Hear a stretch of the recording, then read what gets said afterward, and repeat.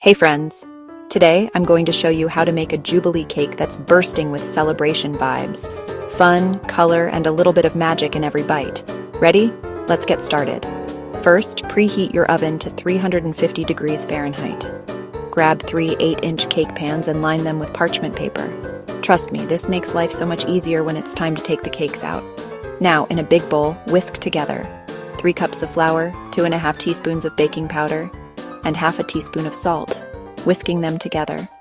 In another bowl, cream together 1 cup of softened butter and 2 cups of sugar until it's light and fluffy. Add 4 eggs, one at a time, mixing well after each. Then stir in 2 teaspoons of vanilla extract. Time to bring it all together. Add your dry ingredients to the wet, alternating with 1 cup of milk. Start and end with the dry mix.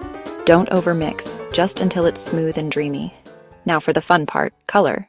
Divide your batter into 3 bowls and tint each one with food coloring. I love using bold, festive colors, royal blue, red, and gold for a true Jubilee feel. Pour each colored batter into its own pan and smooth out the tops. Bake for about 25 minutes. Let them cool completely before the next step. While the cakes cool, whip up a simple buttercream. Beat 1 cup of butter until creamy. Add 4 cups of powdered sugar, a splash of milk, and a little vanilla. Beat it until it's fluffy and irresistible. Stack your cakes, spreading a generous layer of buttercream between each one. Cover the outside with more buttercream. Then go wild with sprinkles, edible glitter, or whatever makes your heart happy. And there you have it, a Jubilee cake that's as joyful to look at as it is to eat.